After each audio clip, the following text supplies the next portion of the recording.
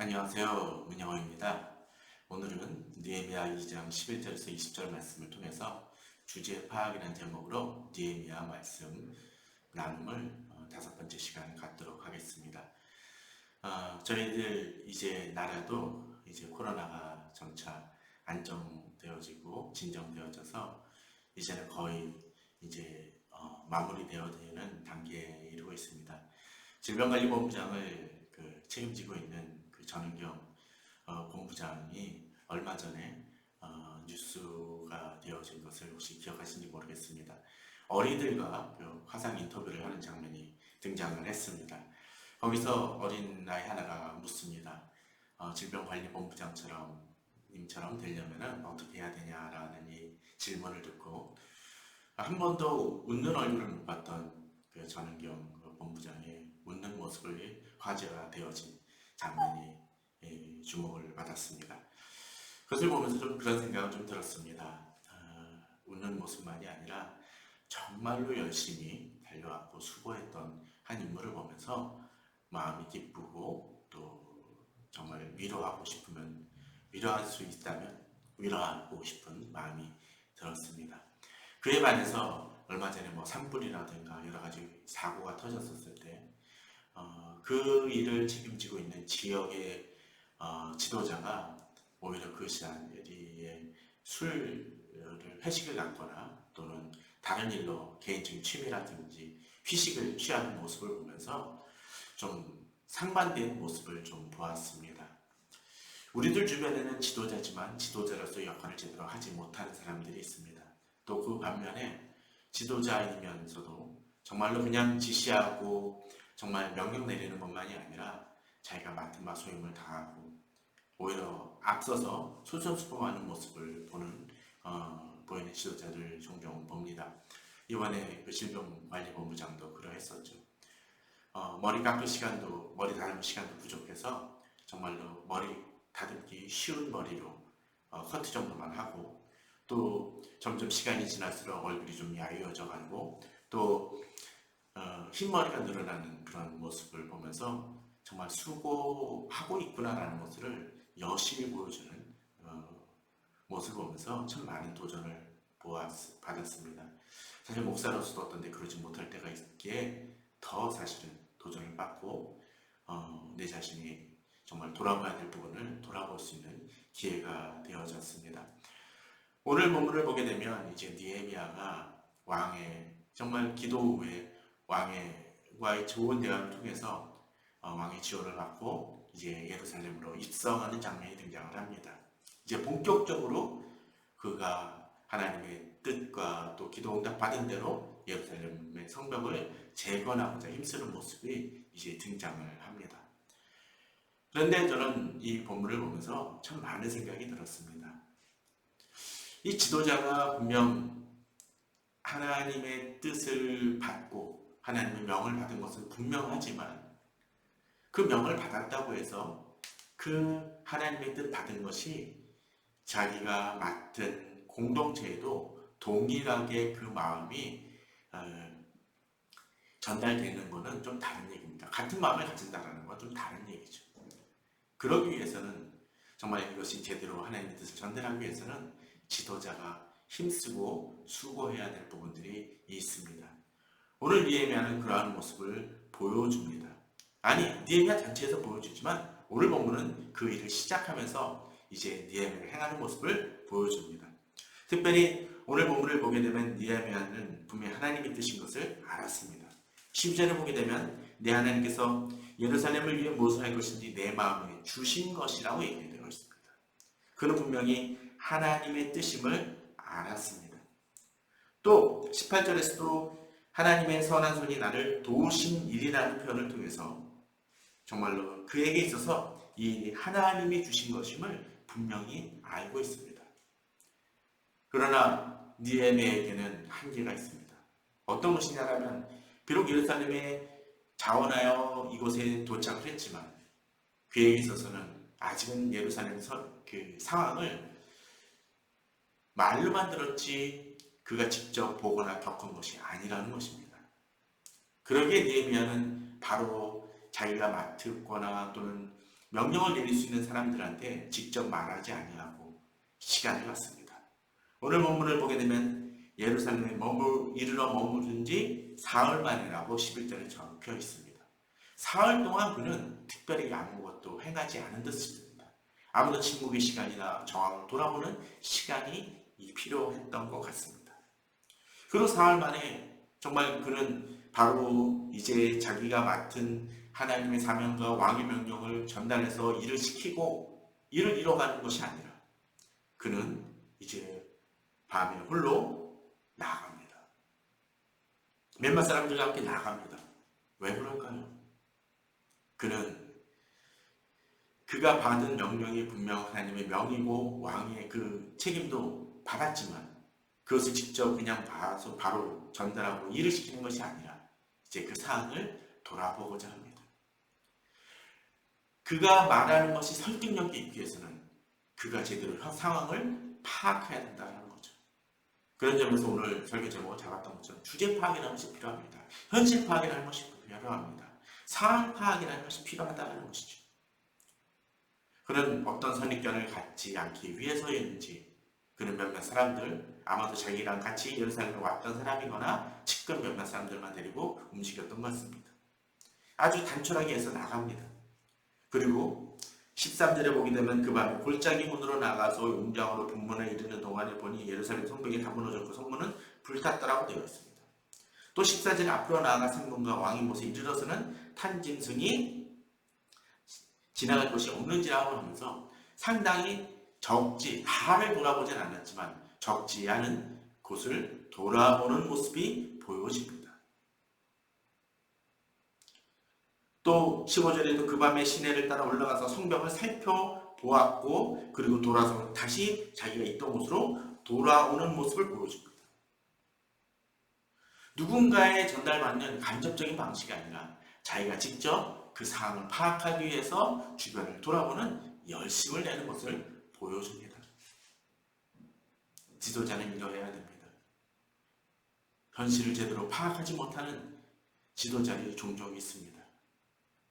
종종 대형교회에서는 그 담임 목사님들이 너무 많은 성도들이 있다 보니까 직접 신방을 가지 아니하고 부교육자들한테 그것을 맡기는 모습을 볼 수 있습니다.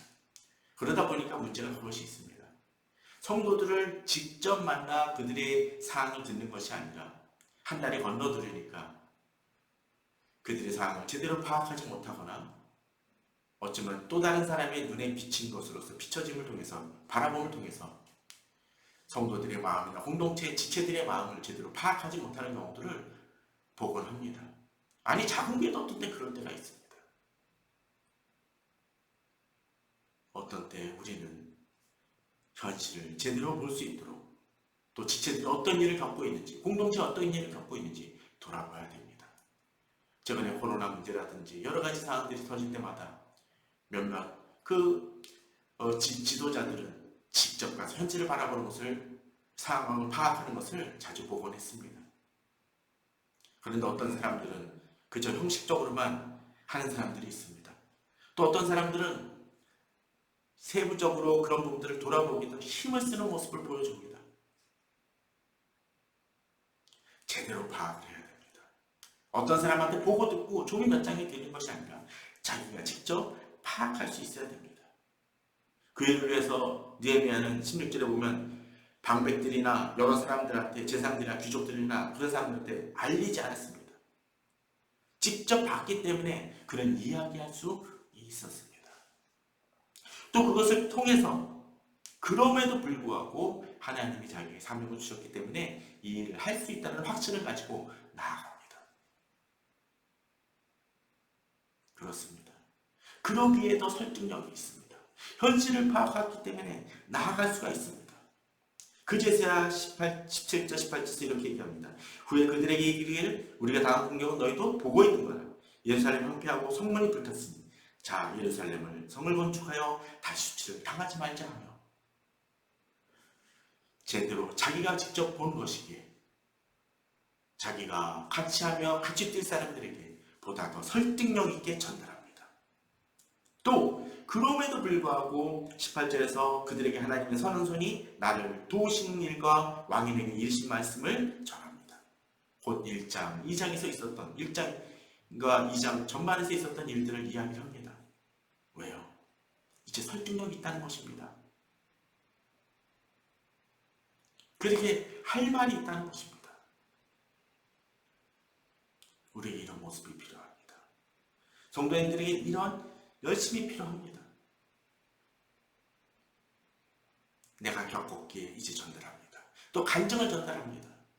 하나님 지금까지 자기에게 이끄신 일, 자기가 기도했던 일, 왕과의 그 힘든 과정 속에서도 왕의 그 협력을, 왕의 도움을 받았다는 그 사실을 통해서 이제 그들에게 더 담대히 나아갈 수 있게 하자라고 이야기할 수 있는 근거가 되는 것입니다. 저는 우리 성도님들이 그러한 열심을 갖길 바랍니다. 또 그런 상황 속에서 하나님이 역사하신 일을 간증하고 나눌 수 있길 바랍니다. 그럴 때 힘이 발생합니다. 능력이 발생합니다. 또 공동체가 하나 될 수 있습니다. 오늘 이제 본문을 보게 되면 그것을 통해서 이제 이후에 전개되는 그 상황 속에서 이 지도자들과 함께 또 공동체 함께 열심으로 나아가는 느헤미야의 모습을 발견할 수 있음을 봅니다. 그런데 그럼에도 불구하고 그렇게 이 공동체가 함께 나아감에도 불구하고 우리가 느헤미야 2장 10절에서 보았던 것처럼 방해하는 대적들이 등장함을 이제 보여줍니다. 19절입니다. 오랜 사람 산발락과 종이었던 암몬 사람 도비아와 아라비아 사람 게셈이 이 말을 듣고 우리를 업신여기고 우리를 비웃어 이르되 발목 잡는 사람이 등장을 합니다. 너희가 하는 일이 무엇이냐? 너희가 왕을 배반하고자 하느냐 하기로. 우리가 그럴 때가 있습니다. 내가 열심을 내지만 그럼에도 불구하고 나를 회방하거나 방해하는 사람이 있을 수 있습니다. 그런데 우리는 이미 2장 10절에서 이들의 모습이 어떻게 있습니까? 느헤미야 온다는 얘기를 듣고 심히 근심에 딱 되어 있습니다. 하나님이 하신 일에 대해 두려워하는 이들의 모습을 보게 됩니다. 이들이 이렇게 지금 느헤미야에게 회방을 하고 느헤미야를 모함하지만 비웃지만 그들 마음속에는 두려워하는 마음이 있음을 보게 됩니다. 이에 대해서 느헤미야는 담대하게 얘기합니다. 하늘의 하나님이 우리를 형통하게 하시리니. 이러면서 비록 대적이 발생하고 대적이 자기를 모함하기에 두려움을 가질 수 있지만 그러나 느헤미야는 그 상황을 바라보며 이야기합니다. 하나님이 우리를 형통하게 하신다. 이미 앞서도 몇 번 얘기를 드렸지만 이 상황은 어떤 상황입니까?